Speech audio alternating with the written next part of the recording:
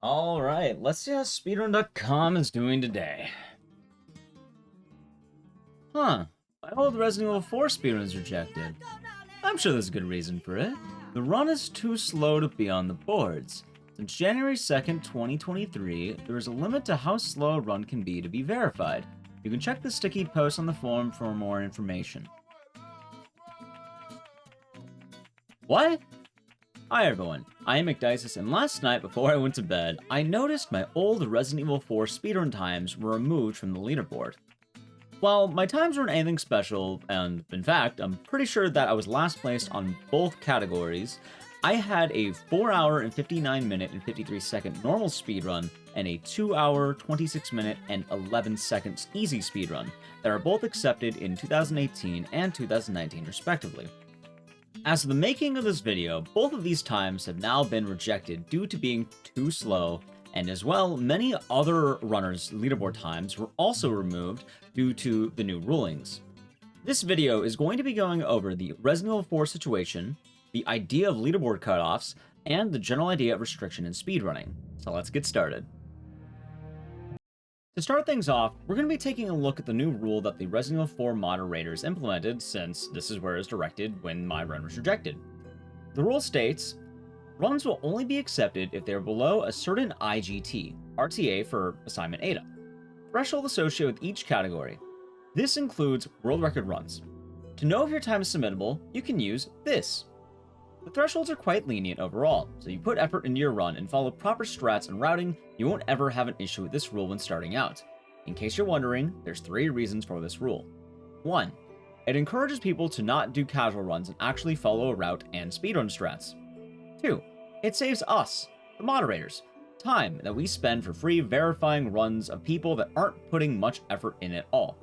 This is especially significant given how popular the game is and how many submissions we get all the time. 3. It makes the leaderboard look better and more competitive. In addition to the rules, there's also a follow-up statement made by one of the moderators. It's incredibly long, so I'm essentially going to be summarizing it point by point.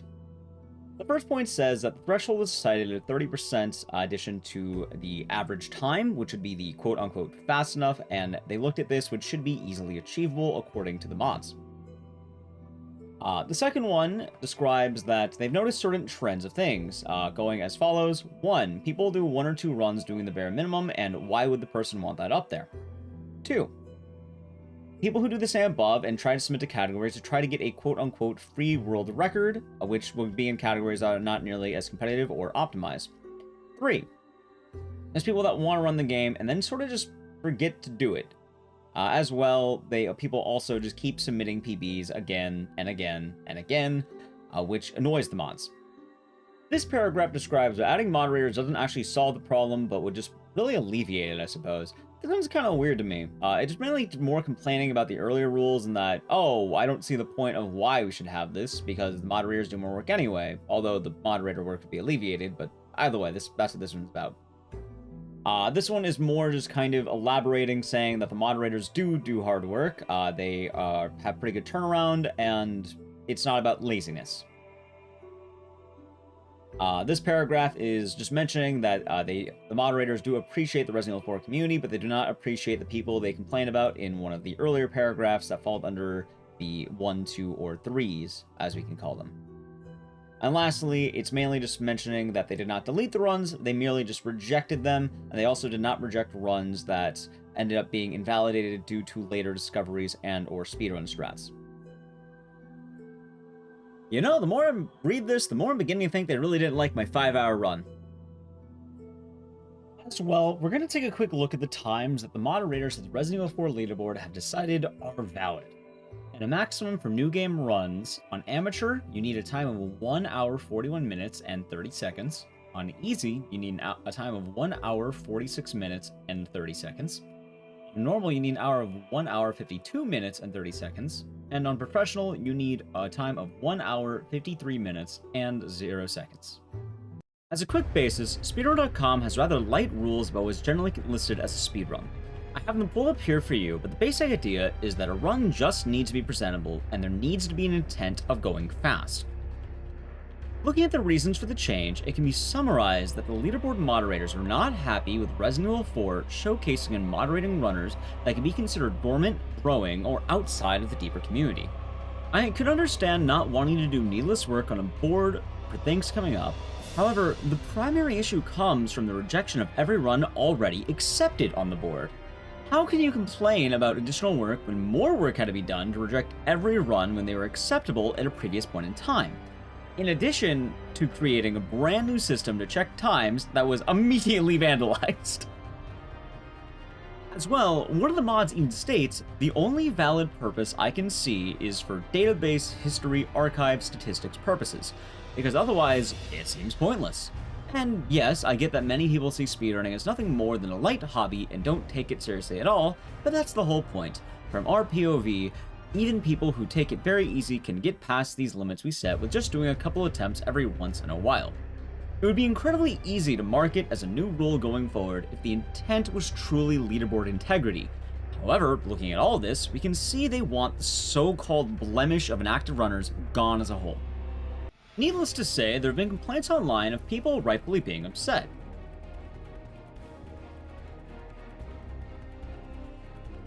Naturally, speedrunners tend to be a friendly bunch since many of the pillars of the speedrunner community, such as GDQ, ESA, and Arte in Japan, tend to benefit good causes, and also act as a method to invite people interested in a variety of games to try their own hand at them.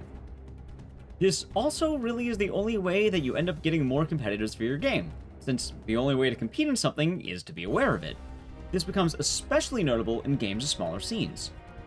Resident Evil 4 is arguably one of the most popular horror games of all time. Many fans of the franchise would absolutely be trying their hand to save the President's daughter as fast as they can. One specific example I want to point out is a speedrunner named Yossi Hop, who had an easy speedrun rejected with the time of 1 hour 48 minutes and 13 seconds. This time, according to their chart, is less than 2 minutes above their cutoff and is an example of a wildly cruel call considering it was acceptable about a year prior and it just barely misses their arbitrary limit. As well, it's not like this runner was someone who submitted a 5-hour run to a board and let it ferment there to annoy some moderators.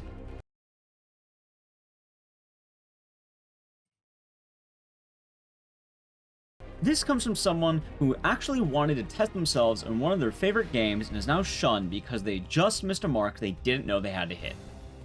Ultimately, a good question does get raised from this, which is, do we need to draw a line at what is considered speedrun, and if so, where do we cut it off?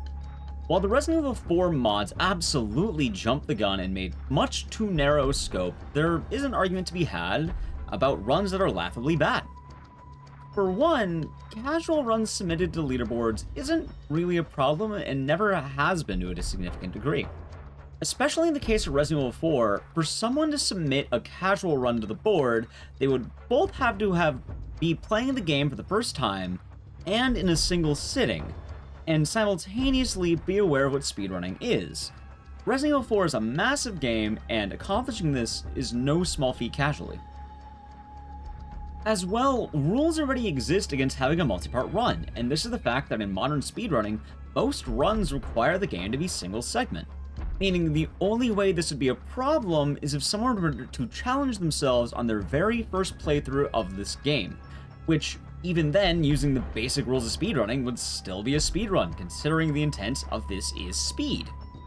Secondly, I say this as one of the likely reasons the rule was even implemented, but some runs submitted really do end up being rough, and I mean real rough. In the RE4 example, when I learned the game, I ended up submitting my first attempt, which took me just under 5 hours. This wasn't a casual play, and I did actually utilize all of the game's speedrunning tricks and routes. I just wasn't very good at them. I would actually later improve my time and submit a 2.5-hour run that was actually mostly solid, outside of me getting lost a couple of times. That being said, I actually was proud of the second run. I ended up returning to the game at a later point in time, and I got a much lower time from that 5-hour run. So, I bet you're asking, why is this relevant? When a moderator decides to state a reason that must be true, it's not their position to decide why somebody would want to be last place. People in the hobby have different drives and motivations, and just being able to place at all can be fulfillment for many people who may be trying to conquer their childhood games.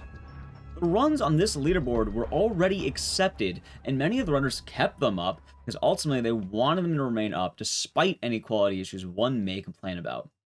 For me personally, I did this as a catalog for many of the games I have run, and I'm not ashamed of my bad times. In fact, I've used plenty of these bad times in the past to return to leaderboards and eventually improve them. I'm definitely in a niche case considering I run over 140 speed games, but I heavily respect any speedrunner willing to show their flawed run, since somebody has to be last. Furthermore, I want to add niche cases of runners who may be competing for their own sake and also suffer from physical disabilities. There is a chance in some games they may not be able to physically achieve the limit set, and in this case, they would in theory be disbarred from even being able to submit, which that's just cruel. I'm going to take a moment and showcase some of my own personal rough runs that were a symbol of my speedrunning career. I especially want to point out this one with Luigi's Mansion. Luigi's Mansion is an incredibly popular speed game, spanning over hundreds of runners, and even has a similar following and mod size to Resident Evil 4. I mentioned my Luigi's Mansion run because when I submitted this run, I accidentally chopped off the ending of the VOD, missing the final King Boo capture. Normally, this would invalidate most speedruns, and rightfully so, it's straight up missing the finale, so why is it on the board? Luigi's Mansion has a rule set that simply states, you must beat the game and the out-of-bounds glitch is banned. For times below 1 hour and 5 minutes, emulators are banned and video proof is required. In just 2 sentences, Luigi's Mansion solved a problem Resident Evil 4 spent needless drama on. From what can be argued as one of speedrunning's most notable boards, they actually instituted a cutoff. If your time is worse than 1 hour and 5 minutes, your run is held to less scrutiny and care, but you are allowed to be on the leaderboard if you choose to, because you'd be choosing to represent yourself at a lower rank. In the case as well, anything better to a 1 of 5 would be held to a higher standard, since this moderation team has decided this is where elite runs can be considered. The mod team for this game has adjusted both points effortlessly. Runners can still pride themselves on their personal best, and fans of competitive speedrunners can use this 1 hour and 5 minute measure when watching runs of Luigi's Mansion to watch more competitive runners. While not all rulings can be as cut and dry, and you can't blame the moderation team for wanting to hold the community to a higher standard going forward, it's abhorrent to reject every run that was once okay to only now be ignored. In addition, with communities as segmented as speedrunning, you can't just discount runners because they aren't in your inner circle. If a person does put in a genuine effort into a game, they should have the ability to show this effort. At the end of the day, it's a hobby about being able to share games you love and trying your best to compete in them, whether it be with yourself or gamers across the globe. So while I was literally making the video, there actually ended up being a decision overturning everything I just talked about. So it does seem like they're going to be doing another solution, but I'm still going to be leaving this video up since it does talk about what happened, and hopefully we don't see anything like this again in the world of speedrunning. Needless to say, my 5-hour run's going back up apparently. I hope you enjoyed this look into what is happening in the Resident Evil 4 speedrunning scene. One of my goals recently has been to upload more, so I hope that you've also been enjoying the more frequent uploads on YouTube. If you liked the video, remember to like the video and subscribe for more speedrunning content. And remember, be good people, and have a good one.